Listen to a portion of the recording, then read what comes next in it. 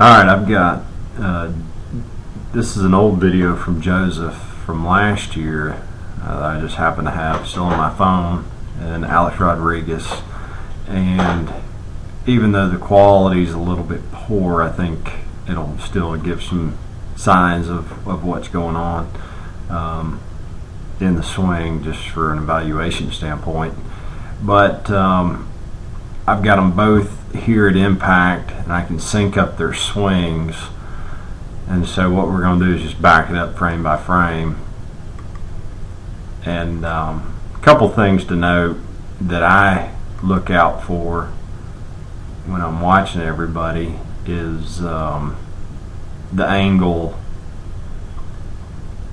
For instance, if we draw a line from top of the head through the heel, and I know that's not exactly through the heel, but anyhow, that should be more of a straight line is what I look for.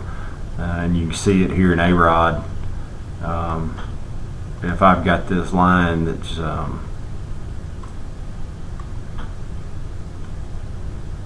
basically head to heel, goes up through the leg, through the body, through the head. So that's what I like to see. Joseph's got a pretty good foot angle right here, which is what I look for, because what it does is it says I'm taking my weight into my front leg. And if you can see A-Rod here, he's almost got zero weight on it because he's just straight up and down on his toe. The rotation here may be a little much on Joseph compared to A-Rod, but for the most part looks like in pretty good shape. Joseph's hands behind the bat, maybe a little bit curled under. It's hard to tell on this, and you really can't tell on A-Rod at that point, but his one hand's behind the bat, the other hand's on top of the bat. So let me see if I can clear this out. And then we'll just back it up frame by frame. Alright, so if we go backwards a few frames here,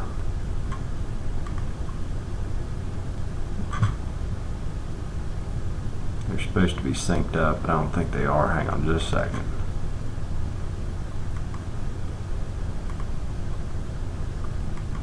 Back him up one.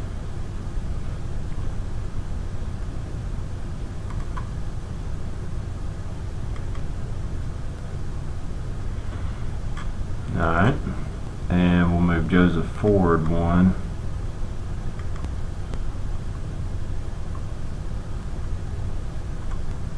Alright, the ball is hit right there. Alright, so let me sync up the screens. And then if we go backwards, what we're looking for is the bat to be in this plane, on the same plane as the ball. If you notice at this frame, the hands are still somewhat in front of the back knee, but not overly aggressively. So here, not as much rotation here, and there is a good line on his shoulders right here, which means he's coming up through the ball. On Joseph, we see that the shoulders are already fully rotated.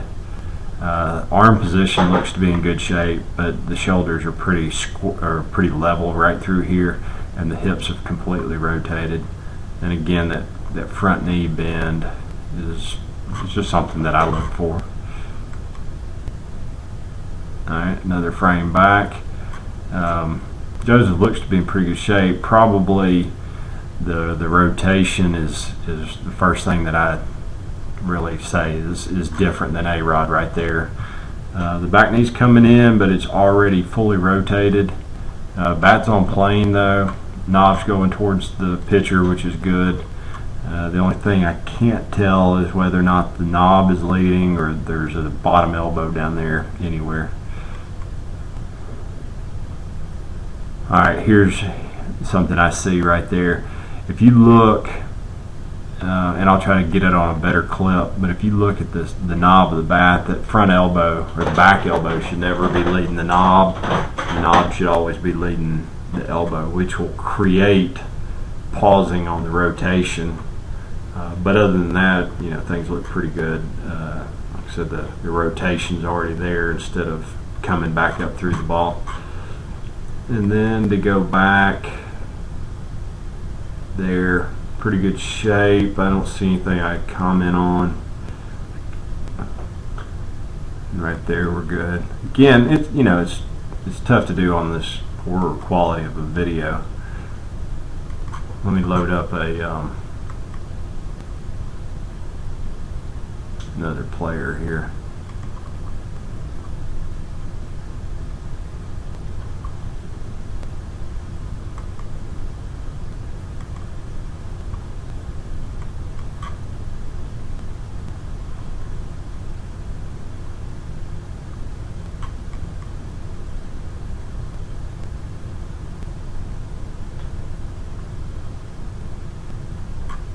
Alright, this will just be as an example on the front elbow thing that I'm talking about because it's such a good quality video.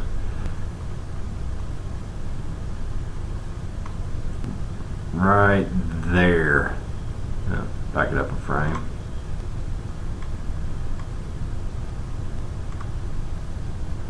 Right there is where I'm talking about, where the knob's got to be leading that elbow to be able to stay through the ball with more power. And if the elbow is leading the knob, that means you're too caved in without enough power. So the bat's just kind of being pulled instead of forcefully going through. Right there is the perfect position that in my opinion, where your hands, your elbows back behind that knob, meaning all that weight is still there. And if you think about a rubber band being stretched out, everything is being stretched out at that point. So that's what I see.